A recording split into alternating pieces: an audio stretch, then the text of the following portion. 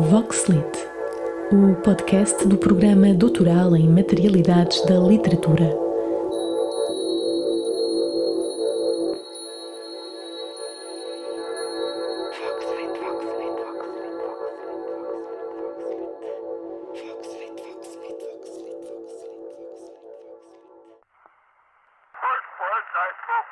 À Escuta, uma rubrica de Mafalda Lalanda. Estudantes de canto saberão que a escuta de uma voz vai além daquilo que pode ser percepcionado como verbo. É provável que tenham sido frequentemente lembrados pelos seus professores de que a voz é um instrumento que se toca com o corpo inteiro. E por isso, uma vez memorizados os textos, os intérpretes ensaiam sobretudo como dar corpo à voz. É esperado que a sua voz seja a projeção de um corpo que se condensa para se libertar e que esse corpo se lance até ao corpo de um outro que, por sua vez, se sentirá tocado quando algo nele ressoar.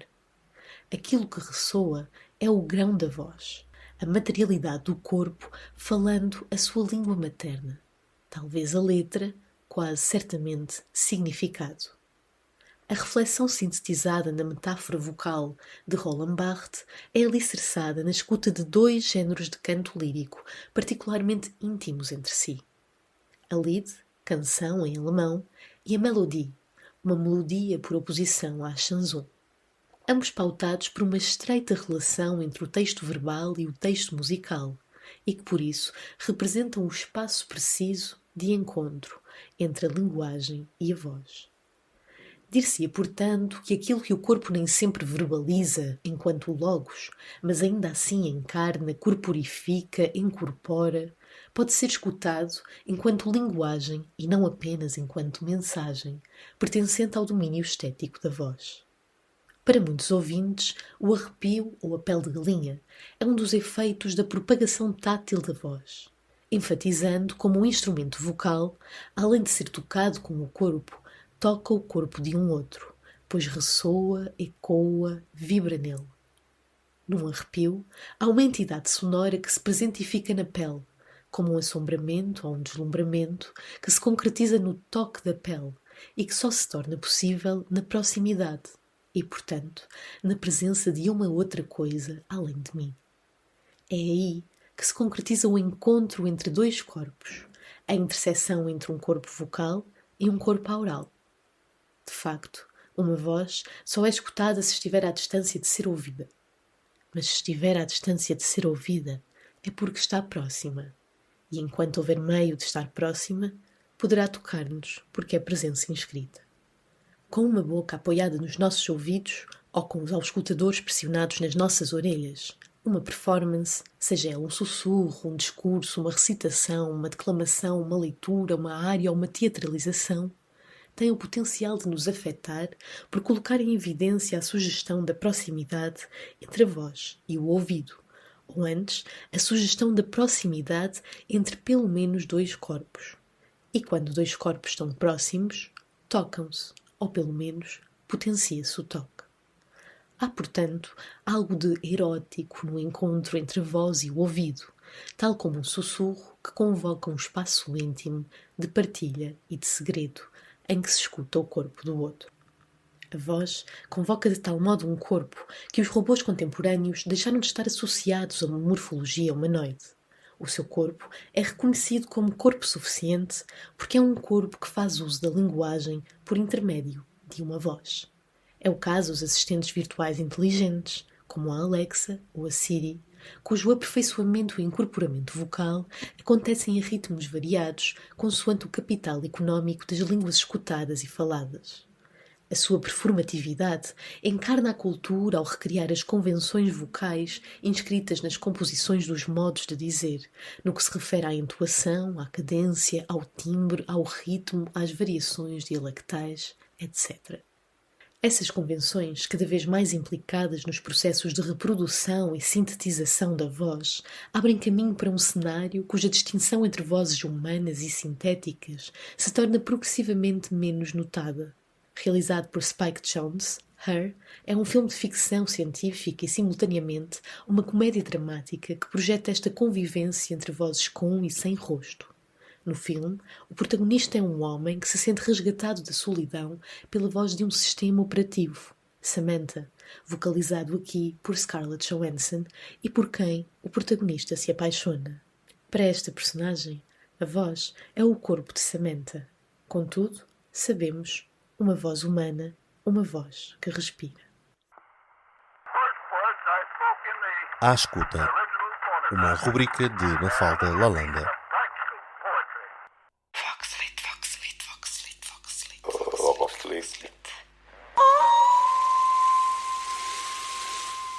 Hipoglote. Entre a voz e a palavra. De Tiago Schwebel.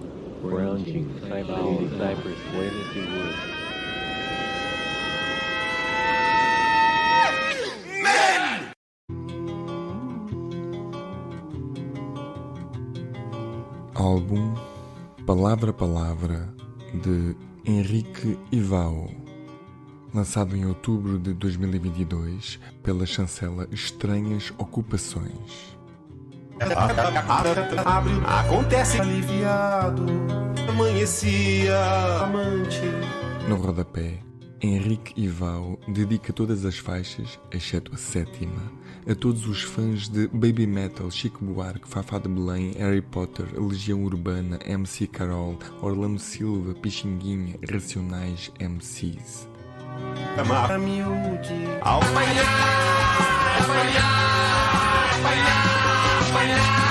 apavorada, daquela Chegam-nos do Brasil e são de facto estranhas ocupações. A primeira faixa chama-se I Geni o Zeppelin, que na sua troca de posição das palavras não esconde o título original da faixa do Chico Buarque para a Ópera do Malandro, Geni e o Zeppelin. É então do Chico Buarque a faixa de Geni e o Zeppelin, mas Henrique Ivao apresenta-nos I Geni o Zeppelin. Ora, ouçam. assim,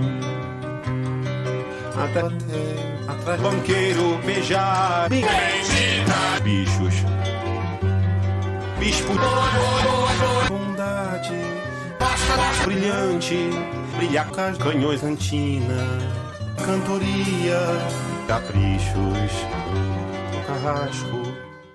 Adivinharam? Ainda não? Ora, atentem na sequência das palavras. Cativar, cegos, cheirando cidade, cidade, cidade, cidade, cidade, pobre, coitada com um comandante, como corpo,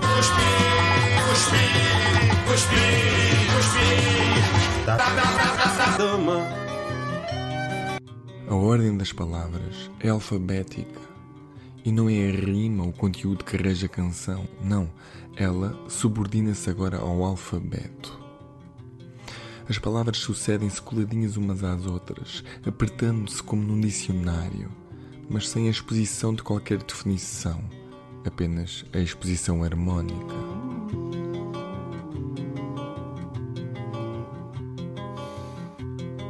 Ouvimos somente entradas de um dicionário riscado. Entradas é como quem diz saídas, em bloquinhos prontos a constituírem-se samples, mas sem o loop que os caracteriza, porque, ao fim e ao cabo, a canção tem de continuar. E continua. Deitar deixou dela, detentos, desceu dia a dia, dizendo dois dominou, donzela, dormir. E Henrique Ivao também aplica colagens fora da colagem. O seu mestrado versou sobre colagem musical na música eletrónica e o doutoramento oscila entre a música como arte e o fim da música.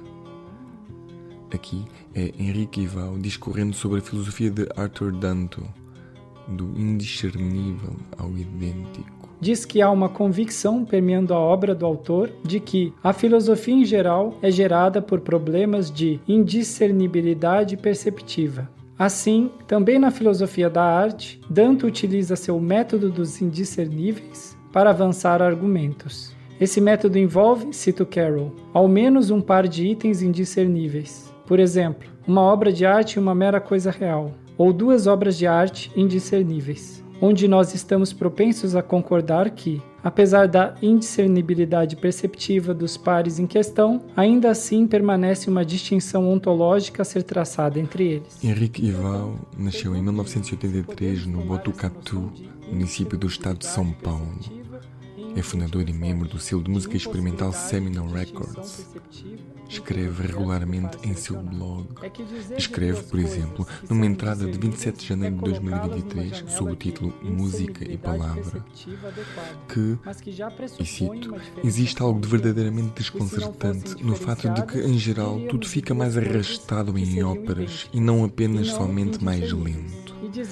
Concentrando-nos nas frases e deixando de lado a ação, depois de ver como La Bohème de Puccini, à exceção da primeira cena, acaba por assassinar o espírito leve e sagaz da obra original de Murger, Scène de La Vie Bohème. Perguntamos-nos, por contraposição, se não seria o caso da música possibilitar uma maior velocidade na transmissão de informações. Há algo disso em alguns raps, mas é notório que os refrões cantados desaceleram tudo, uma possibilidade de investem em sentimento. E para ser justo com Puccini, ele tenta compensar o ritmo represado com incursões polifónicas, onde dois diálogos ocorrem ao mesmo tempo. Essa pressuposição é no mínimo tão válida quanto a de que será impossível para qualquer pessoa existente ou a existir que ela discrimine perceptualmente entre duas coisas ditas indiscerníveis. Dos edifícios, ela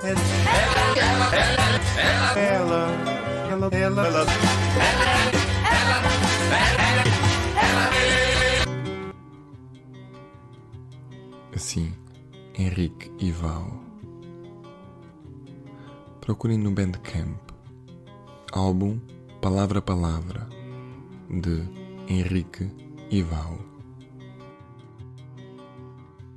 Ademais, o que conta como relato perceptivo varia. Ele enorme, entregou, era errantes. Esta vida de explodir. Fato feita, fez ficar flutuante. Foi forasteiro, formosa bria, garagem de geleia.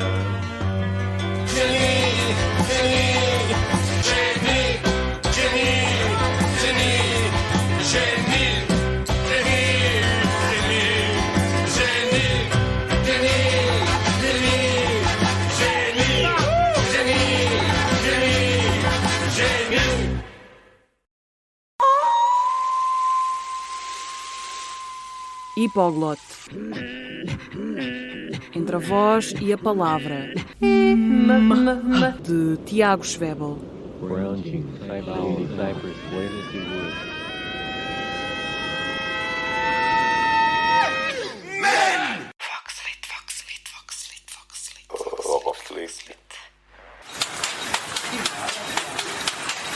Técnica e utopia.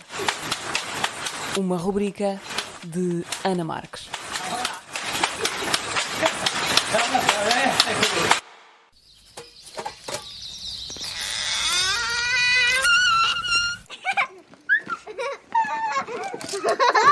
Fantasia. Seleção de excertos de Bruno Munari, do livro com o mesmo nome, originalmente publicado em 1997, aqui na tradução de José Jacinto Correia Serra para as edições 70, edição de 2007. A fantasia é a faculdade mais livre de todas. Com efeito, ela pode nem ter em conta a viabilidade ou o funcionamento daquilo que pensou. É livre de pensar a coisa que quiser, até a mais absurda, incrível ou impossível. A invenção utiliza a mesma técnica da fantasia, isto é, o relacionamento entre o que se conhece, mas com a finalidade de um uso prático. Inventa-se um motor novo, uma fórmula química, um material, um instrumento, etc. O inventor, porém, não se preocupa com a vertente estética da sua invenção. Aquilo que lhe interessa é que a coisa inventada funcione realmente e sirva para alguma coisa. Inventar significa pensar numa coisa que anteriormente não existia. Descobrir significa encontrar qualquer coisa que anteriormente não se conhecia, mas que existia. Por exemplo, pode dizer-se que Galileu inventou o telescópio com o qual descobriu os satélites de Júpiter. Também a criatividade é uma utilização finalizada da fantasia, aliás, da fantasia e da invenção simultaneamente. O produto da fantasia, tal como o da criatividade e da invenção, nasce de relações que o pensamento cria com o que conhece. A cultura popular é uma manifestação contínua de fantasia, criatividade e invenção.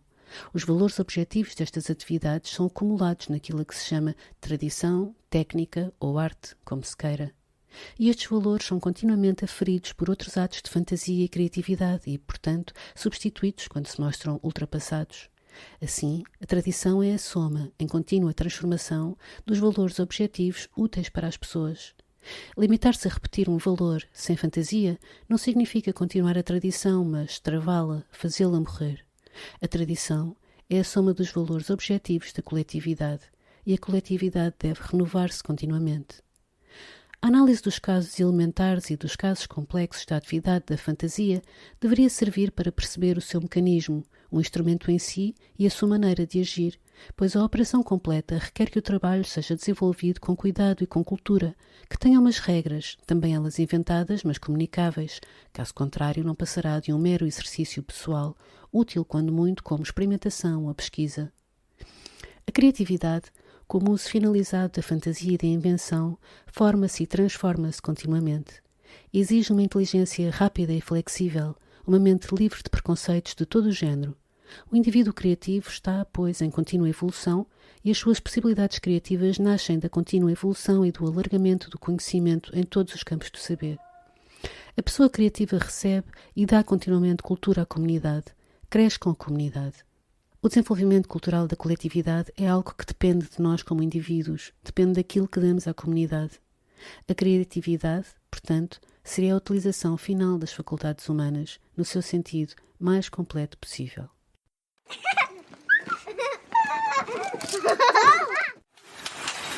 Técnica e utopia.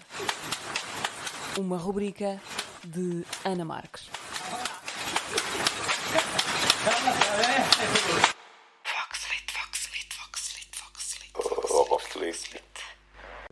Aumentar a voz da literatura, por Jordan Eason. Os acadêmicos gostam de declarar e definir o que é e não é a literatura. Atualmente, um revisor editorial de uma conhecida revista acadêmica americana defendeu a opinião que a banda desenhada e as novelas gráficas não são literatura e, portanto, não podem ser ferramentas de ensinar a literatura. Eu diria não. Eu diria, de fato, que podem sim ser utilizados para ensinar a literatura, só que numa maneira diferente e multimodal. No fim, vejo a banda desenhada adaptada dos clássicos só mais uma tradução. Embora seja uma tradução intralingual, é uma tradução. Lembro-me de estudar Blindness por José Saramago na minha aula da literatura mundial na Academia da Força Aérea Americana e como eu aprendi bastante de um livro traduzido para o inglês do português, mesmo que entendi que o livro era diferente do original. Para aumentar a voz da literatura, hoje vou destacar um fragmento da banda desenhada adaptado do Dom Casmurro por Machado de Assis. E de onde vem essa parte no original? Primeiro, a banda desenhada. Olhos que traziam não sei que fluido misterioso e enérgico. Uma força que me arrastava para dentro como a onda que puxa nos dias de ressaca. Nas imagens da banda desenhada, nessa parte, você pode ver o Bento, o protagonista, nadando no mar e entrando no mar, e em cima do mar, metaforicamente, tem os olhos de Capitu no céu. As ondas que saem das púpulas cresciam, envolviam, tragavam-me. Mais uma vez, o Bento está lutando contra o mar, que também é ilustrado como o olho dentro das ondas. Para não ser arrastado, agarrei-me a outras partes do rosto dela. Posso pentear seu cabelo? Vai e embaraçá-lo todo. Na última parte da página, há um quadrinho onde Bento está atrás de Capitu, pegando a escova dela. Tudo isso foi da obra adaptada por Rodrigo Rosa e Ivan Jaffe para a banda desenhada. E agora vamos voltar ao original, Dom Casmurro, de Machado de Assis, para capítulo 32, de onde vem essa página da banda desenhada. Original. Retórica dos namorados. Dá-me uma comparação exata e poética para dizer o que forma aqueles olhos de Capitu. Não me acoge imagem capaz de dizer, sem quebra da dignidade do estilo, o que eles foram e me fizeram. Olhos de ressaca. Vá de ressaca. É o que me dá a ideia daquela feição nova. Traziam não sei que fluido misterioso e enérgico, uma força que arrastava para dentro, como a vaga que se retira da praia nos dias de ressaca. Para não ser arrastado, agarrei-me às outras partes vizinhas, às orelhas, aos braços, aos cabelos espalhados pelos ombros, mas não tão depressa buscava as pupilas. A onda que saía delas vinha crescendo, cava e escura, ameaçando envolver-me, puxar-me e tragar-me. Quantos minutos gastamos naquele jogo? Só os relógios do céu terão marcado esse tempo infinito e breve. A eternidade tem as suas pêndulas, nem por não acabar nunca deixe de querer saber a duração das felicidades e dos suplícios. Há de dobrar o gozo aos bem-aventurados do céu, conhecer a soma dos tormentos que já terão padecido no inferno e os seus inimigos. Assim também a quantidade das delícias que terão gozado no céu, os seus desafetos aumentará as dores aos condenados do inferno. Este outro suplício escapou ao divino Dante, mas eu não estou aqui para emendar poetas. Estou para contar que, ao cabo de um tempo não marcado, agarrei-me definitivamente aos cabelos de Capitu, mas então com as mãos e disse-lhe para dizer alguma coisa, que era capaz de os pentear, se quisesse. Você, eu mesmo, vai embaraçar-me o cabelo todo? Isso sim. Se embaraçar, você desembaraça depois. Vamos ver. E agora podemos ver facilmente que a banda desenhada é só uma tradução do livro original e que nós devemos agradecer a banda desenhada como a literatura que é. Muito obrigado. Isso é Jordan Eason, da Universidade de Coimbra, Portugal.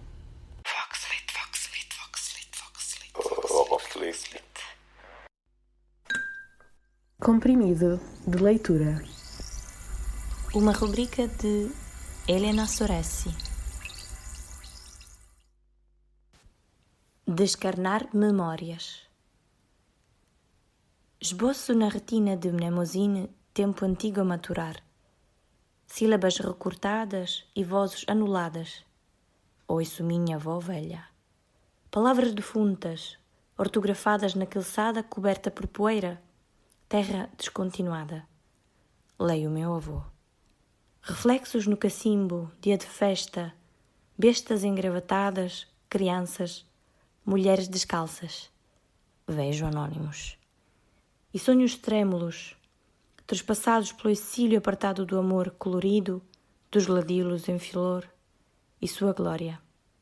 Ameigo seus ecos retalhados. O tempo sagaz empilha as folhas rubras caídas das acácias. Corre em mim o mesmo sangue. Trajo a reverência aos antepassados, panos e chifre de boi. Primeiro, no tempo nascente, percorro as casas decompostas, deixadas para trás. Procuro o escalpelo talhado com o sacrifício das nossas lágrimas. Depois, no chão estendo o manto negro ruborizado. Arranjo memórias em película aderente, retiro-lhes a pele. Chegam os espectros ressoando ladainhas, benzendo-me com seus risos, batendo com os pés escuros na dureza da nova terra.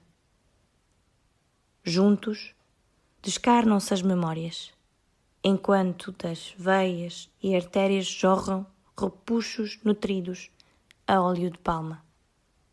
No piscar de olhos da Titânide, bebo água do rio Lete. Há esquecimentos que vêm por bem.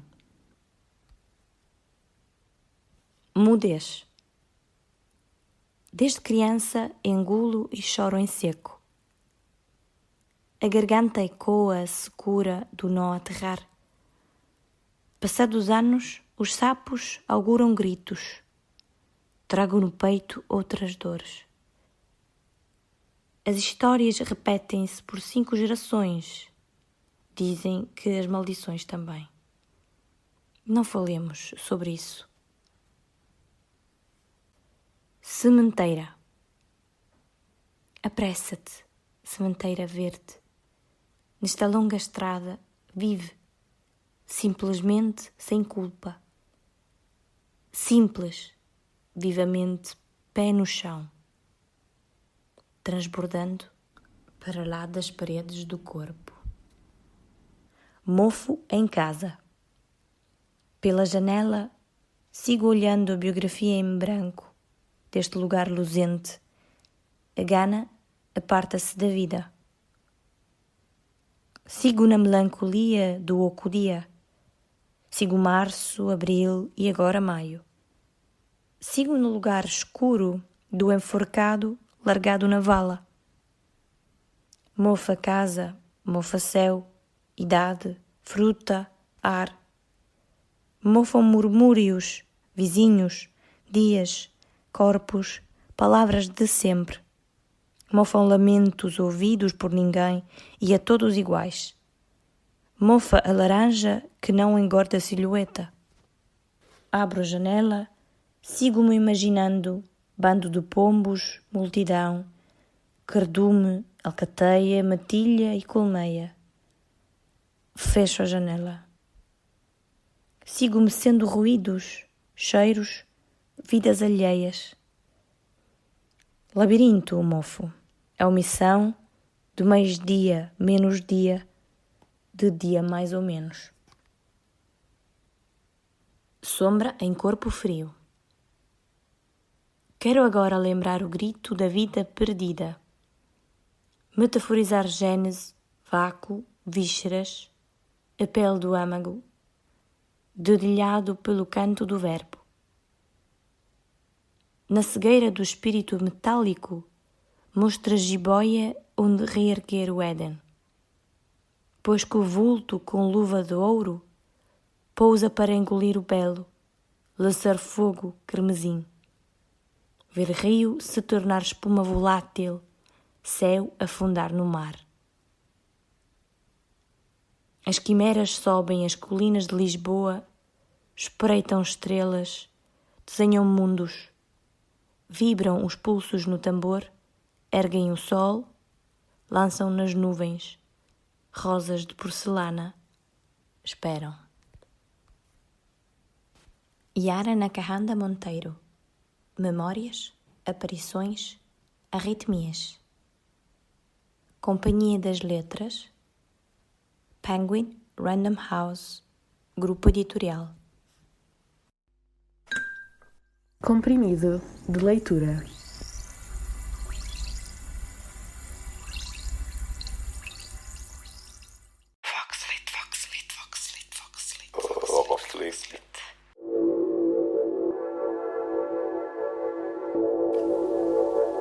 Voxlit, o podcast do programa doutoral em materialidades da literatura.